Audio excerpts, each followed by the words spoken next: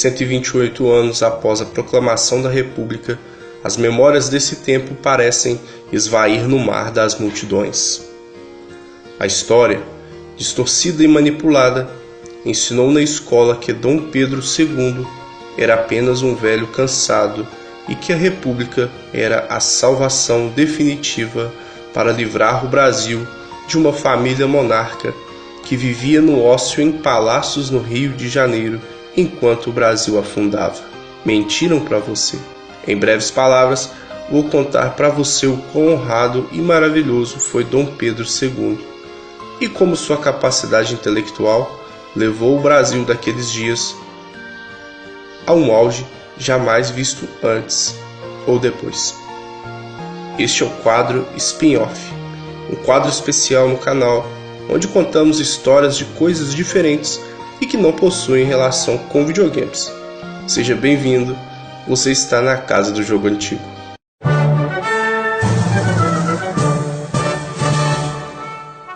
Quando Dom Pedro II tinha 5 anos, seu pai, Dom Pedro I, autor do Grito da Independência, renunciou ao trono a favor de seu filho e retornou a Portugal para dar cabo a disputas políticas envolvendo a família real portuguesa quanto à posse do trono. Por aqui, sua imagem já estava desgastada e muitos o acusavam de tirania.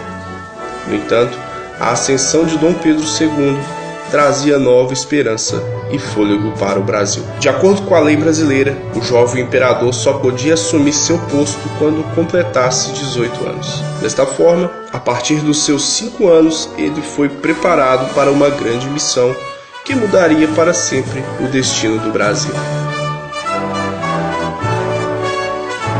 Ele era um órfão da nação, uma criança com destino traçado, com o peso de um país nas costas. Era uma infância triste e muito solitária. Seus únicos amigos eram os livros que lhe agregavam conhecimento.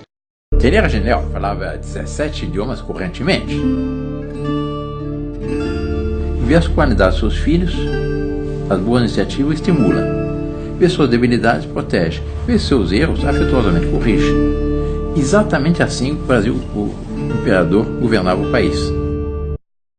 Devido a pressões de políticos e do povo, em 1840 foi aprovada uma lei que adiantava a maioridade de Dom Pedro II. Assim ele foi oficialmente coroado imperador. Apesar de jovem, sua figura ajudou a consolidar a unificação do Brasil, dando fim aos movimentos separatistas de diversas regiões do país. À medida que ele amadurecia, mais e mais podiam ver um homem sensato, que nunca perdia razão, sempre muito discreto e cauteloso, que confidenciava em seu diário a sua preocupação em cumprir seu dever para com a pátria e principalmente com o bem-estar dos menos favorecidos. Outro grande desafio era a escravidão. Ele nunca enxergou os negros de forma preconceituosa. Era comum a ideia da inferioridade dos negros naquele tempo, mas isso não o convenceu. Inclusive, ele já estudava formas para acabar com a escravidão. E vale ressaltar que Pedro nunca teve um único escravo. Todos os serviçais do palácio eram remunerados e com frequência ele comprava cartas de alforria com recursos próprios.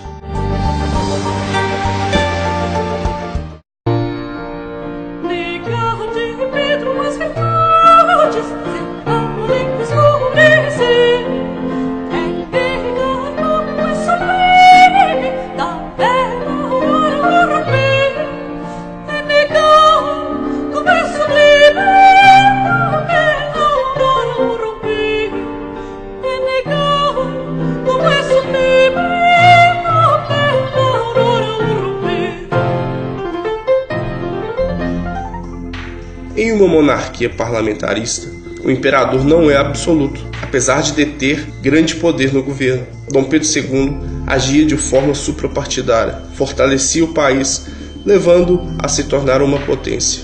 Estendeu linhas ferroviárias, trouxe energia elétrica para o Rio de Janeiro, atravessou linhas telegráficas, linhas essas que ligavam o Brasil até a Europa. A Marinha, ou Armada de Guerra, como era chamada, tornou-se uma das mais poderosas e respeitadas do mundo, e em certas ocasiões, até mesmo a maior potência daquela época, a Inglaterra, não ousou desafiar o poder do Brasil na pessoa do imperador. O povo amava Dom Pedro, e ele correspondia, trazendo progresso e valor para o Brasil. Inclusive, ele não aceitava aumentos de salário.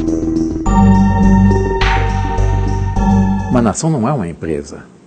Uma nação, sobretudo, não é uma disputa contínua de partidos políticos, onde um está se degradando com o outro e o que interessa são, sobretudo, as futuras eleições, não as futuras gerações.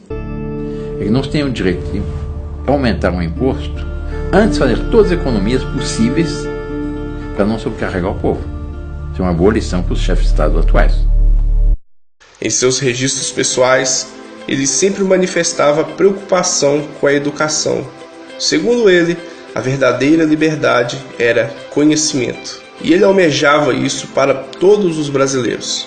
Por diversas vezes, ele custeou do próprio bolso os estudos de jovens prodígios, inclusive em centros acadêmicos na Europa.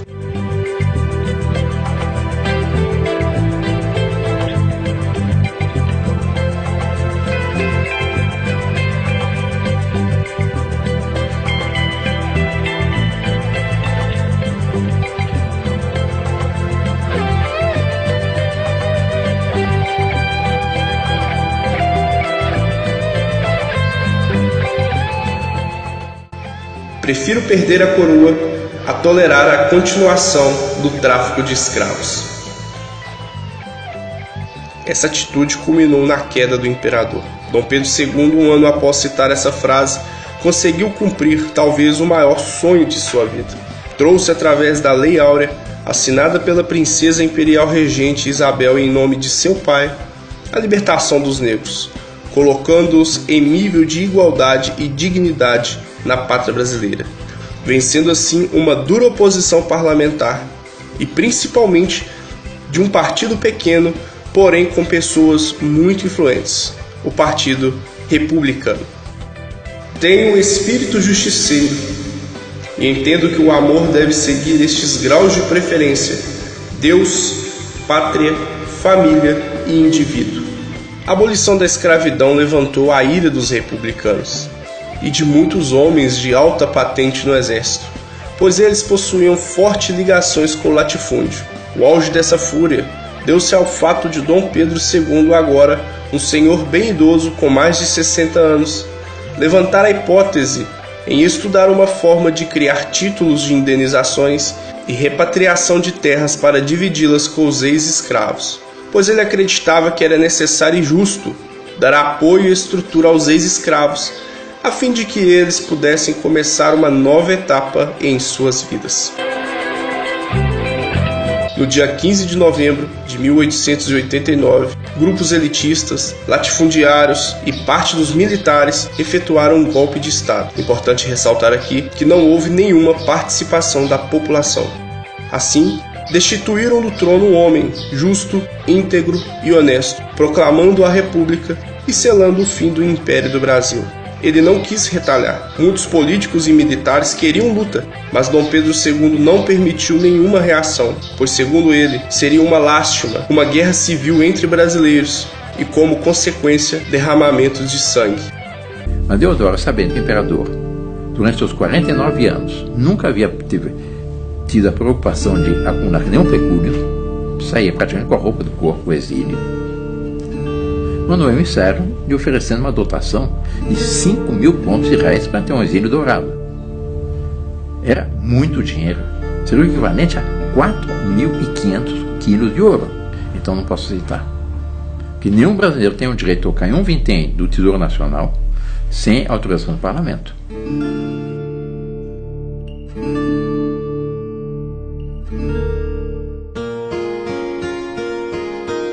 Dois dias após a proclamação, Dom Pedro II partiu para a Europa com sua família. Banido da nação que ele amava e dedicou toda a sua vida, todos os seus bens foram tomados. Ele levou pouquíssima coisa consigo. Nascia, naqueles mesmos dias, A República, que pelos anos seguintes levaria o Brasil a provar o amargo fel de séries de assaltos, roubos, desrespeitos e golpes de toda sorte. E estas canalices, elas podem ser vistas até os dias de hoje. 3 semanas após a sua chegada na Europa, Dona Teresa Cristina faleceu e o seu marido, que por toda a vida serviu o Brasil, não tinha condições sequer de arcar com as despesas funerárias, pois nunca havia acumulado riqueza para si e nem para os seus parentes. Um fato muito diferente da atual República Brasileira e dos seus políticos famintos. Após isso, Dom Pedro partiu para a França, onde passou o que seria os seus 2 últimos anos de vida, vivendo em hotéis simples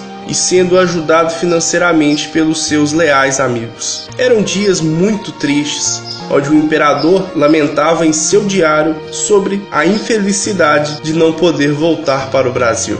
No dia 5 de dezembro de 1891, após uma forte pneumonia, partia desse mundo o homem que mais amou o Brasil e o povo que nele vivia, Sua Majestade Imperial Dom Pedro II, imperador constitucional e defensor perpétuo do Brasil. Suas últimas palavras foram: Deus me conceda esses 2 últimos desejos, paz e prosperidade para o Brasil.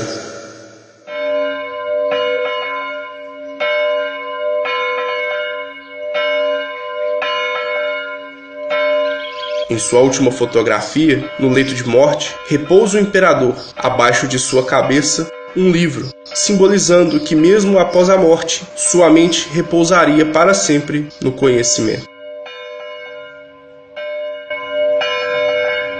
Enquanto seu corpo era preparado, um pacote foi encontrado com uma mensagem escrita por ele. É terra de meu país. Desejo que seja posta no meu caixão se eu morrer fora de minha pátria. A princesa Isabel optou por um funeral discreto. No entanto, o governo francês concedeu ao imperador um funeral digno de todas as honras. A nova República do Brasil abafou o máximo que pôde, mas o sentimento de tristeza e respeito ao imperador fez com que os dias por aqui ficassem tristes e nublados.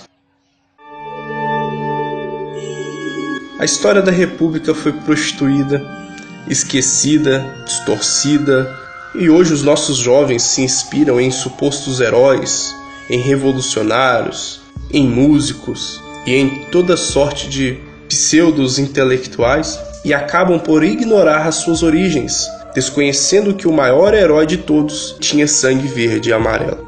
Em 1920, o presidente Epitácio Pessoa revogou o decreto republicano que bania a família imperial do Brasil. E atendendo o clamor do povo, os restos mortais de Dom Pedro II e Dona Teresa foram transladados para o Brasil e sepultados no mausoléu imperial da Catedral de Petrópolis, no Rio de Janeiro.